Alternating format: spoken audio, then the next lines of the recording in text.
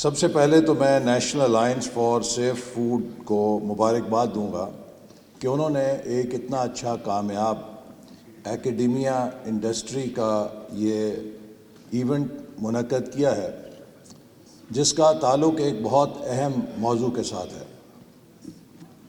آج پاکستان 75ویں آزادی کی سالگرہ منا رہا ہے، اور 2013 میں جب ہم نے حکومت کی باغ دوڑ سنبھالی تھی تو کم و بیش ایسے ہی حالات سے پاکستان گزر رہا تھا۔ اس وقت تقریباً 18 گھنٹے بجلی نہیں ہوتی تھی، ہر روز خودکش بمبار پاکستان میں پھٹتا تھا۔ کراچی ہمارا جو دل ہے معیشت کا، اللہ تعالیٰ پہ بھروسہ رکھ کے جب ہم نے وہ سفر شروع کیا تو 3-4 سال کے اندر الحمدللہ دہشت گردی نے بھی شکست کھائی، اور وہ ملک کے جس میں 67 سالوں میں 18,000 میگا واٹ بجلی کے منصوبے لگے تھے، میں پھر دہراتا ہوں، 67 سالوں میں 18,000 میگا واٹ بجلی کے منصوبے لگے تھے، وہاں 4 سالوں میں 11,000 میگا واٹ کے نئے منصوبے لگے، اور ہم نے لوڈ شیڈنگ کو شکست دی۔ اسی طرح پورے ملک میں سی پیک کے نتیجے میں اربوں ڈالر کی سرمایہ کاری ہوئی، اور وہ ملک جسے 2013 میں دنیا کہتی تھی کہ یہ دہشت گردوں کی ہماجگاہ ہے، 2017-18 میں اسے پوری دنیا کہتی تھی کہ یہ چینی اربوں ڈالر کی سرمایہ کاری کی ہماجگاہ بن گیا ہے۔ اور اس کے نتیجے میں جب میں 2018 تک وزیر تھا پلاننگ کا، تو یہ عالم تھا کہ امریکہ، یورپ، جاپان، برطانیہ، مشرق وسطیٰ، ہر ملک کا سفیر مجھ سے آ کے یہ تقاضا کرتا تھا کہ ہمیں یہ بتائیے کہ ہمارے ملک کی کمپنیاں سی پیک کے تحت پاکستان میں کہاں سرمایہ کاری کر سکتی ہیں، ہم سی پیک کے تحت پاکستان میں کہاں داخل ہو سکتے ہیں اور کس طرح اشتراک کر سکتے ہیں۔ ہر غیر ملکی وفد، ہر غیر ملکی سفیر کی زبان پر یہ تقاضا ہوتا تھا کہ ہمیں بھی سی پیک کی چھتری کے نیچے پاکستان میں سرمایہ کاری کی جگہ مل جائے۔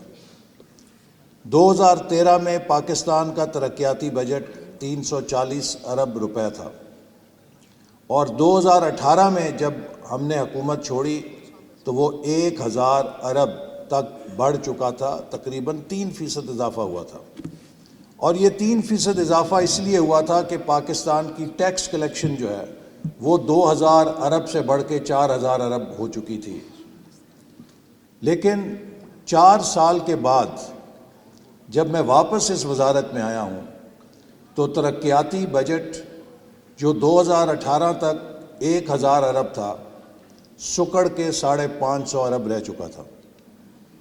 پاکستان کی 75 سالوں کی تاریخ میں کبھی ایسا نہیں ہوا تھا کہ وزارت خزانہ نے 1 اپریل کو ہماری حکومت میں آنے سے 10 روز قبل یہ اعلامیہ جاری کر دیا تھا کہ وہ مالی سال کی آخری سہ ماہی کے لیے ترقیاتی بجٹ کی مد میں 1 روپیہ جاری کرنے کی پوزیشن میں نہیں ہے۔ جب پاکستان نے ایٹمی دھماکے کیے 1998 میں، تو تب بھی میں ڈپٹی چیئرمین پلاننگ کمیشن تھا، اور ترقیاتی بجٹ کی ذمہ داری میرے اوپر تھی، اور مجھے یاد ہے کہ ہم نے الحمدللہ ان بین الاقوامی پابندیوں کا مقابلہ کرتے ہوئے پورا سال ترقیاتی بجٹ کو چلایا تھا۔ لیکن اب جب ہم اپریل میں حکومت میں آئے ہیں تو اپریل، مئی اور جون کے لیے ترقیاتی بجٹ کی مد میں دیر واز زیرو ریلیز۔ یہ گراؤنڈ سچویشن ہے کہ جس کے اندر آج ہم ان حالات کا مقابلہ کر رہے ہیں۔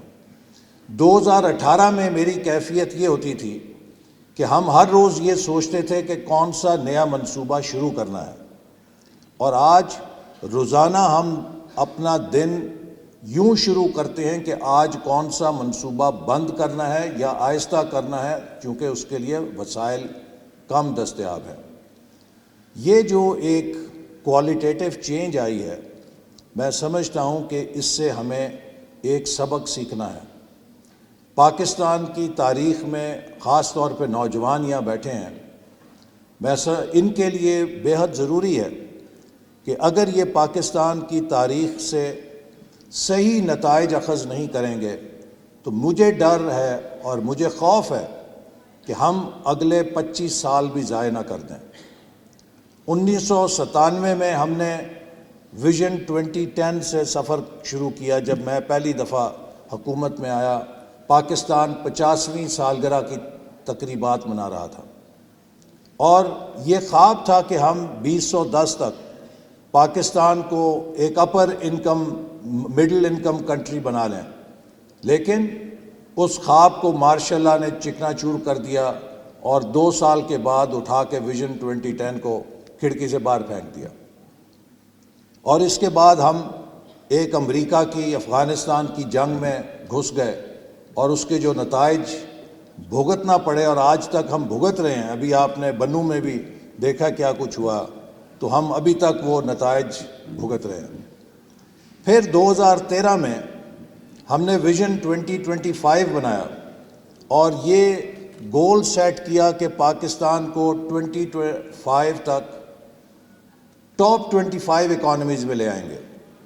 اور بہت سے لوگوں نے ہمارا مذاق اڑایا کہ آپ شیخ چلی کے خواب ہمیں بیچ رہے ہیں، لیکن 4 سالوں کے بعد 2017 میں پرائس واٹر ہاؤس کوپرز جو دنیا کی ٹاپ کنسلٹنگ فرم ہے، اس نے جب دنیا کی درجہ بندی مستقبل کی جاری کی تو اس میں یہ پروجیکشن کی کہ اگر پاکستان اس ٹریجیکٹری پہ اور اسی رفتار سے بڑھتا رہا تو 2030 تک یہ ٹاپ 20 اکانومیز میں پہنچ جائے گا۔ یہ ہمارے اس گول کی ویلیڈیشن تھی کہ by 2025 we will be in the top 25 economies because they were projecting us to be in the top 20 by 2030, which meant کہ by 2030 Pakistan would have gone or entered G20 club۔ 21ویں صدی ایک معاشی صدی ہے۔ اس میں آج دنیا ایک دوسرے کے ساتھ معیشت کے اوپر مقابلہ کر رہی ہے۔ آج پولیٹیکل سسٹمز کا مقابلہ نہیں ہے کہ کس کے ہاں بادشاہت ہے، کس کی ون پارٹی سٹیٹ ہے، کس کی ڈیموکریسی ہے۔ یہ ان کا داخلی معاملہ ہے کہ اس ملک کو چلانے کے لیے اس ملک کو کیا سیاسی نظام اچھا لگتا ہے۔ لیکن بین الاقوامی جو گروپنگ ہے وہ معاشی بنیادوں کے اوپر ہے کہ کس ملک کی کتنی فی کس آمدنی ہے۔ اس کے بنیاد پہ آپ G7 میں جاتے ہیں، اس کی بنیاد پہ آپ G20 میں جاتے ہیں، اور اس کی بنیاد پہ ہم G77 جو دنیا کے ترقی پذیر ممالک کا کلب ہے اس کے ممبر ہیں۔ تو اگر ہم نے G77 سے G20 میں جانا ہے اور خود کو اپ لفٹ کرنا ہے تو ہمیں نہایت تیز رفتاری کے ساتھ معاشی میدان کے اندر ترقی کرنی ہے۔ اور معاشی میدان میں اگر ترقی کرنی ہے تو 75 سال ہمیں یہ بتاتے ہیں کہ ہمارے پاس نہ ٹیلنٹ کی کمی تھی، نہ ہمارے پاس پالیسیز کی کمی تھی، نہ ہماری انتظامی صلاحیت میں کوئی کمی تھی۔ ہم ہندوستان اور بنگلہ دیش سے کسی چیز میں پیچھے نہیں تھے۔ اگر کمی تھی تو ایک چیز کی تھی کہ ہمارے ہاں پولیٹیکل سٹیبلٹی اور کنٹینیوٹی آف پالیسیز نہیں رہی۔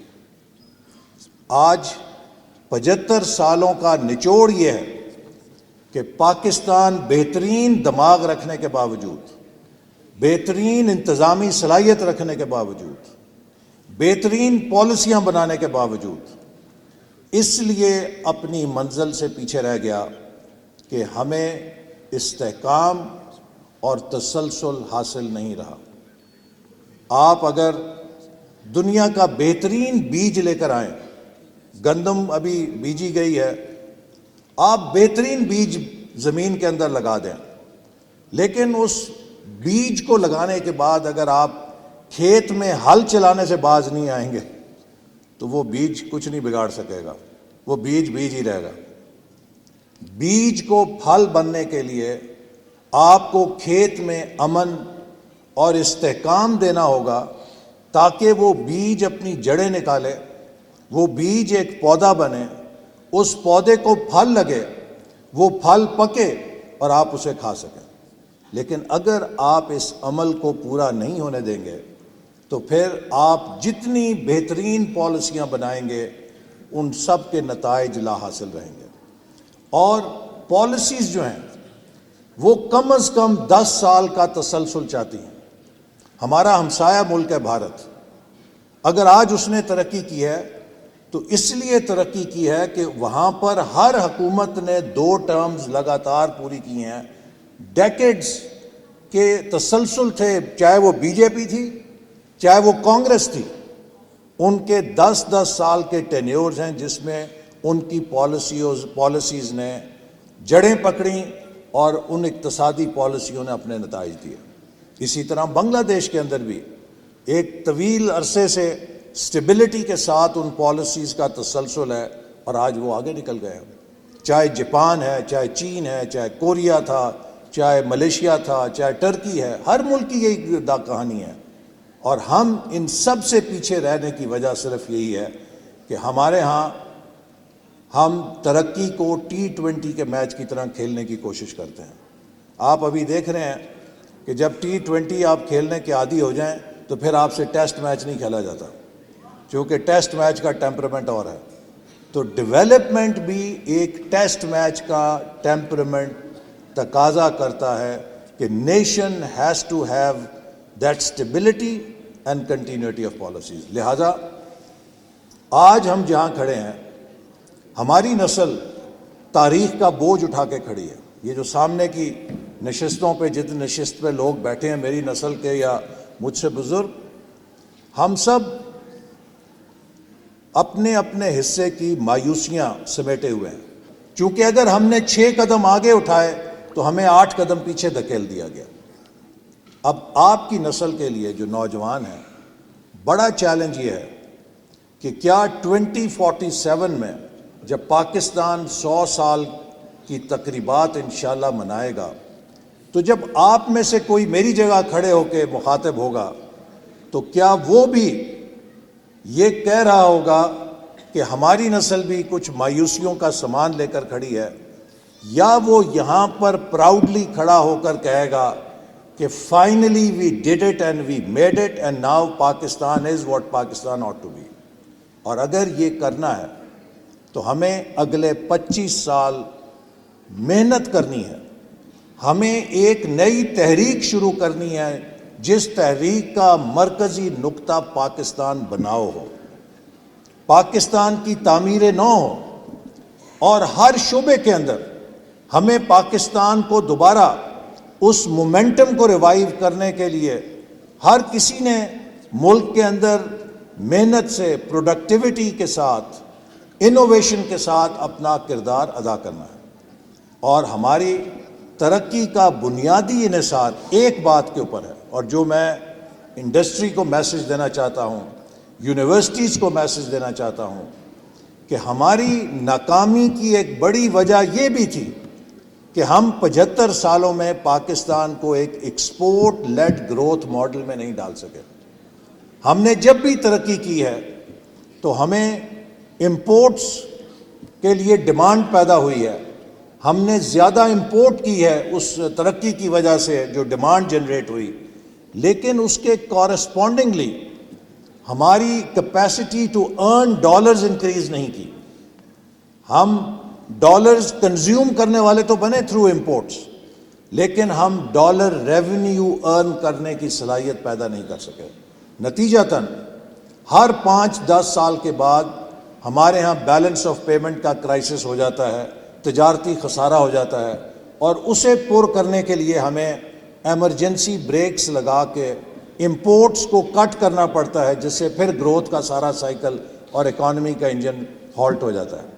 جس قسم کے آج ہم دور سے دوبارہ گزر رہے ہیں کہ we are controlling outflow of dollars چونکہ ہمارے پاس اتنے زر مبادلہ کے ذخائر نہیں کہ ہم اس نیڈ کو میٹ کر سکیں جو کہ ڈالرز کی اس وقت مانگ موجود ہے، اور ہم اب ڈیمانڈ مینجمنٹ کر رہے ہیں ڈالرز کی، تاکہ ملک کو ہم کسی بحرانی کیفیت سے روک سکیں۔ تو اس کا حل کیا ہے؟ اس کا حل صرف یہ ہے کہ ہم کتنی جلدی 32 ارب ڈالر کی ایکسپورٹ کو 100 بلین ڈالر کی ایکسپورٹ بناتے ہیں۔ کیا 5 سے 7 سال میں پہنچ جائیں گے یا 10 سے 15 سال میں پہنچیں گے؟ لہٰذا پاکستان کی یونیورسٹیز کا، پاکستان کی انڈسٹری کا، پاکستان کے جو ریسرچرز ہیں، ان سب کا فرض ہے کہ وہ انڈسٹری کے ساتھ مل کے پاکستان کو ایک اسٹرانگ روبسٹ ایکسپورٹ سیکٹر بنانے کی مدد کریں۔ ہماری فارما انڈسٹری میں اتنا پوٹینشیل ہے کہ وہ بلینز آف ڈالرز کی ایکسپورٹ کر سکتی ہے۔ ضرورت اس بات کی ہے کہ فارما انڈسٹری خود کو آرگنائز کرے، اور حکومت کی طرف سے جو بھی سپورٹ ہوگی ہم ضرور دیں گے۔ ہمارے ہمسایہ ملک کی مثال آپ کے سامنے ہے، کس طرح انہوں نے اپنی فارما انڈسٹری کے ذریعے پوری دنیا کے اندر پینیٹریشن کی ہے، تو ہماری فارما انڈسٹری کیوں نہیں کر سکتی؟ اسی طرح ٹورزم سیکٹر جو ہے، اس کی بھی جو پوٹینشیل ہے وہ ابھی ہم نے 2% بھی ریئلائز نہیں کیا۔ اربوں ڈالر کا ٹورزم پاکستان ریونیو حاصل کر سکتا ہے ٹورزم سیکٹر سے، جس کے لیے ضرورت ہے کہ ہمارے ملک کے اندر پرائیویٹ سیکٹر نئی ڈیسٹینیشنز میں سرمایہ کاری کرے، ان کو ڈیولپ کرے، اور ہمارے جو ناردرن ایریاز ہیں، ہمارے جو کوسٹل ایریاز ہیں، ان کے اندر کوسٹل ٹورزم کے ریزورٹس بن سکتے ہیں۔ ہمارے ملک کے اندر ریلیجس ٹورزم کا پوٹینشیل ہے، ہر قسم کا پوٹینشیل ہے، اس کو بھی ہم نے آج تک ریئلائز نہیں کیا۔ ڈیری انڈسٹری، پاکستان دنیا کا چوتھا یا 5واں سب سے زیادہ دودھ پیدا کرنے والا ملک ہے۔ ایگریکلچر سیکٹر میں اگر آپ 10 ٹاپ کراپس پکڑیں پاکستان کی، تو ہر کراپ میں ہم دنیا کی ٹاپ 10 پروڈیوسنگ کنٹریز میں آتے ہیں۔ لیکن اگر آپ ہر کراپ کا اور ڈیری انڈسٹری کی پروڈکٹیوٹی دیکھیں کہ ییلڈ پر ایکڑ کیا ہے یا ییلڈ پر اینیمل کیا ہے، تو وی کم ان دا باٹم اور دا lowest yield countries in the world. So there is a tremendous potential ہماری یونیورسٹیز کے لیے، ہمارے سائنٹسٹ کے لیے، کہ وہ ہمارے ایگریکلچر کی پروڈکشن کو 300 ٹائمز انکریز کر سکتے ہیں with productivity gains, with innovation. اور اس کے لیے ہمیں محنت کرنی ہوگی، اور ہمارے لیے بہت گنجائش ہے، اور اسی کے لیے ہم انشاءاللہ سپورٹ بھی کریں گے۔ ہم نے ٹرن اراؤنڈ پاکستان کانفرنس کی تھی، اور اس میں یہ کہا سب کو، انڈسٹری کو کہا کہ آج جہاں پر پاکستان ہمیں ملا ہے، جیسے میں نے آپ سے کہا کہ پاکستان کے پاس ترقیاتی بجٹ نہیں ہے، وہ اتنا سکڑ چکا ہے 4 سالوں میں کہ ہم اس سے کوئی بڑا کارنامہ نہیں کر سکتے۔ پاکستان کی اپرچونٹی صرف اور صرف پرائیویٹ سیکٹر انویسٹمنٹ میں ہے۔ حکومت کا آج اتنا کام ہے، اور ہماری حکومت کی یہ کوشش ہے، وزیر اعظم شہباز شریف صاحب کی بھی، کہ ہم پرائیویٹ سیکٹر کو انیبل کریں، اس کے راستے سے روڑے اور رکاوٹیں ختم کریں، اور پرائیویٹ انٹرپرائز کو انلیش کریں۔ This is the only opportunity that we have right now. جب تک کہ پاکستان کی معیشت بحال ہو کے ہمارے پاس وسائل نہیں آتے کہ ہم پبلک سیکٹر سے بھی انویسٹمنٹ کر سکیں، پبلک سیکٹر انویسٹمنٹ کی جو کیپیسٹی ہے وہ بہت محدود اور سکڑ گئی ہے بدقسمتی سے 4 سالوں میں۔ لیکن پاکستان کے پرائیویٹ سیکٹر کے پاس بے شمار سرمایہ ہے، چھپا ہوا بھی ہے اور اعلانیہ بھی ہے۔ یہ وقت ہے کہ پاکستان کا پرائیویٹ سیکٹر ملک کو ٹیک آف کرنے کے لیے اپنا سرمایہ باہر نکالے، اس کو لگائے، اور انشاءاللہ تعالی حکومت اس کو پوری طرح سپورٹ کرے گی۔ اور ہر بزنس مین کا فرض ہے کہ کہ جہاں وہ اپنے ملک کے اندر بزنس کر رہا ہے, for every rupee that he اور she earns, that business person should also think کہ ہر روپے کے برابر میں ڈالر کیسے کما سکتا ہوں, اور ایکسپورٹ کے اوپر وہ فوکس کریں. تو مجھے یقین ہے کہ ہم تیزی کے ساتھ ان مسائل سے نبر. Also like to say a word because I see many youth here. دیکھیے, دنیا کے اندر جو نظام ہے, اللہ تعالیٰ نے جو نظام بنائے ہیں, ان کی کامیابی کا ایک اصول ہارمنی ہے. یہ کائنات جو چل رہی ہے, یہ اس لیے چل رہی ہے کہ اس کے اندر گیلیکسیز ہیں, اس کے اندر بلیک ہولز ہیں, اس کے اندر سولر سسٹمز بھی ہیں, سیارے بھی ہیں, ان کے گرد چاند بھی گھوم رہے ہیں. یہ سب پشز اینڈ پلز کی فورسز ہیں جو پوری کائنات کے اندر اس وقت سرگرم عمل ہے. لیکن ان تمام نظاموں کے درمیان ایک ہارمنی کا رشتہ ہے, کیونکہ اگر یہ ہارمنی نہ ہو تو یہ کائنات ایک سیلف ڈسٹرکٹیو پاتھ کے اوپر چل پڑے گی. اسی طرح ہماری باڈی کے اندر مختلف سیلز ہیں, اور یہ سیلز ایک تناسب میں اور ایک ہارمنی میں کام کر رہے ہیں. اور جب وہ ہارمنی ختم ہو جاتی ہے اور سیلز جو ہیں وہ ایک ڈسپلن سے نکلتے ہیں, تو اسے کینسر کہتے ہیں, اور ان کا ان کنٹرولڈ گروتھ یا جو پیٹرن ہے ان کنٹرولڈ گروتھ کا, وہ انسان کی زندگی لے لیتا ہے. اسی طرح معاشروں کے اندر بھی ترقی آتی ہے ہارمنی سے, امن سے اور استحکام سے. جمہوریت جو ہے وہ پلورلزم کا نام ہے. پلورلزم اس بات کا نام ہے کہ آپ کی رائے میں اختلاف ہو سکتا ہے, لیکن آپ کی حیثیت میں اختلاف نہیں ہو سکتا. You don't have to be same in order to be equal. And if you are not same, it does not mean that we are not equal Pakistanis. We can have our own ideas. We can have our own opinions. But anyone who holds different opinion is also equally honest, patriotic Pakistani like I am or anyone else is. آج بدقسمتی سے جس قسم کی polarisation society میں پھیلائی جا رہی ہے, کوئی بھی سوسائٹی جو پولرائز ہو جاتی ہے, جو کانفلکٹ کا شکار ہو جاتی ہے, جس میں کلیکٹیو کمپٹنس ختم ہو جاتی ہے, کولیبریٹو کمپٹنس ختم ہو جاتی ہے, وہ سوسائٹی آگے نہیں بڑھ سکتی. معاشرے آگے بڑھتے ہیں, قومیں آگے بڑھتی ہیں آپس میں پازیٹیو سینرجی کے ساتھ, کہ ان کے اندر ایک دوسرے کے ساتھ کولیبریٹ کرنے کی صلاحیت ہوتی ہے. اور اگر ان کو آپس میں تقسیم کر دیا جائے, ان کے اندر نفرت کے بیج دماغوں میں بو دیے جائیں, تو پھر وہ معاشروں کو دشمن کی ضرورت نہیں ہوتی. میں اس لیے یہ بات کر رہا ہوں کہ میرا یہ پرسنل مشن ہے. میرے جسم کے اندر وہ گولی موجود ہے جو ایک نوجوان نے نفرت کے اوپر چلا کے میری جان 4 سال پہلے لینے کی کوشش کی تھی, اور یہ اللہ تعالیٰ کا فضل ہے اور شکر ہے کہ آج میں آپ کے سامنے کھڑا ہو کے یہ باتیں کر رہا ہوں. اور اس لیے میں یہ پیغام ہر نوجوان کو دینا چاہتا ہوں کہ اللہ تعالیٰ نے جو ہمیں اشرف المخلوقات بنایا ہے, اس کی موت تب واقع ہوتی ہے جب آپ اپنے دماغ میں تعصب اور نفرت کے بیج کو جگہ دے دیتے ہیں. چونکہ نفرت اور تعصب جو ہے یہ آپ کی دماغ کی ریشنلٹی کو ختم کر دیتا ہے.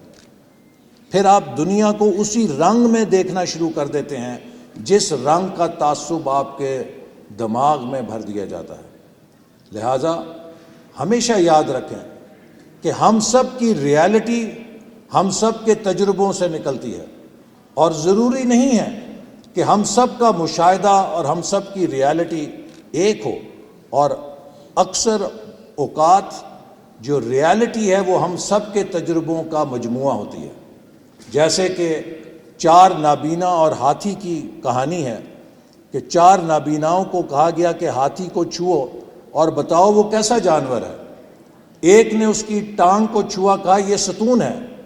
دوسرے نے اس کے پیٹ کو چھوا، اس نے کہا یہ تو ایک چٹان کی مانند جانور ہے۔ تیسرے نے اس کے کان کو چھوا، اس نے کہا تم دونوں جھوٹے ہو، وہ تو بڑا نرم و گداز سا جانور ہے۔ اور چوتھے نے اس کی سونڈ کو پکڑا، اس نے کہا تم تینوں ہی جھوٹے ہو، وہ تو ایک سانپ کی طرح کا جانور ہے۔ وہ چاروں حقیقت بیان کر رہے تھے، لیکن ان چاروں کی حقیقت ان کے تجربے کی حقیقت تھی، جبکہ اصل حقیقت جو ہے چاروں کے تجربے کا مجموعہ تھی۔ تو اسی لیے ہم بھی زندگی میں کئی ایسے نتائج پہ پہنچتے ہیں جو ہمارے اپنے تجربے کے ہوتے ہیں، لیکن اس کا یہ مطلب نہیں ہوتا کہ جو کسی دوسرے کا تجربہ ہے وہ حقیقت کا تجربہ نہیں ہے۔ تو جب تک ہم یہ نہیں سمجھیں گے کہ ہمیں ایک دوسرے کے اختلاف رائے کے حق کو بھی احترام سے دیکھنا ہے، اور اگر کوئی شخص مجھ سے اتفاق نہیں کرتا تو وہ بھی اسی احترام کا لائق ہے جس احترام کا میں تقاضا کرتا ہوں، تو اس وقت تک معاشرہ آگے نہیں بڑھ سکتا۔ ہمیں انتہا پسندی، ہمیں ایک دوسرے کے خلاف تعصب اور نفرت کی بجائے مکالمے کو اور ایک دوسرے کو سمجھنے کی ضرورت ہے، اور ایک دوسرے کے ساتھ تعاون کی بنیادیں تلاش کرنے کی ضرورت ہے۔ اسی کے ساتھ پاکستان آگے بڑھ سکتا ہے۔ پاکستان زندہ باد۔